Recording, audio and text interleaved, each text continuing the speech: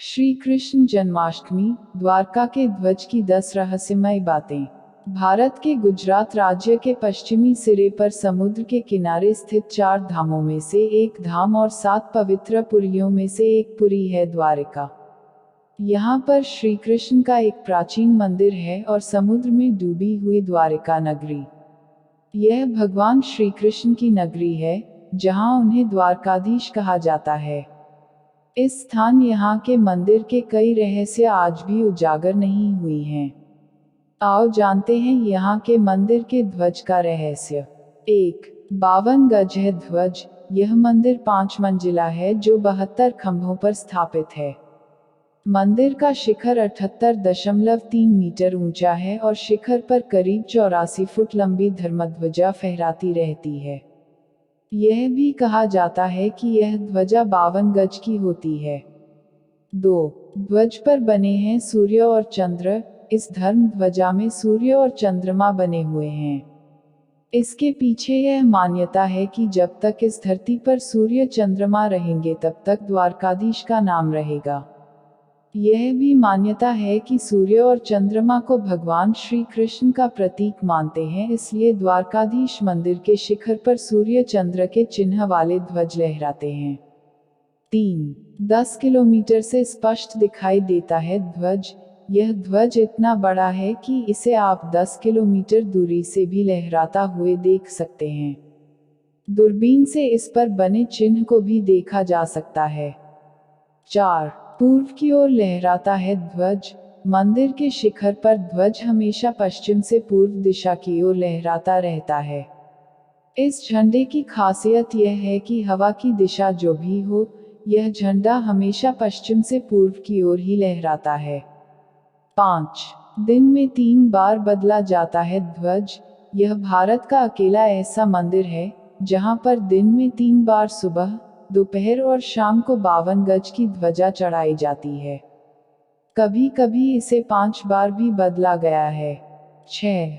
2 साल इंतजार करना होता है श्रद्धालुओं को। यह ध्वजा श्रद्धालुओं की ओर से चढ़ाई जाती है और इसके लिए 2 साल तक की वेटिंग रहती है। मतलब यह कि श्रद्धालुओं के बीच इस ध्वजा को चढ़ाने को लेकर इतनी श्रद्धा और भक्ति है कि उसे चढ़ाने के लिए कई बार तो इन्हें 2 साल तक का इंतजार करना पड़ता है। 7. 52 गज ध्वज का रहस्य। ध्वज की लंबाई 52 गज इसीलिए है क्योंकि यहाँ पर 56 यादवों ने शासन किया था, जिसमें कृष्ण, बलराम, अनिरुद्ध और प्रद्युम्न के अलग अलग मंदिर बने हैं जहाँ पर उनके ध्वज लहराते हैं। बाकी बचे 52 यादों के प्रतीक के रूप में यह धर्म ध्वजा लहराती है। यह भी कहा जाता है कि 12 राशि, 27 नक्षत्र, 10 दिशाएं, सूर्य, चंद्र और श्री द्वारकाधीश मिलकर 52 होते हैं। एक और मान्यता है कि द्वारका में एक वक्त 52 द्वार थे। ये उसी का प्रतीक है। 8.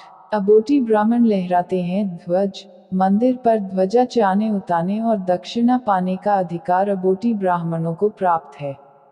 ध्वज बदलने के लिए एक बड़ी सेरेमनी होती है।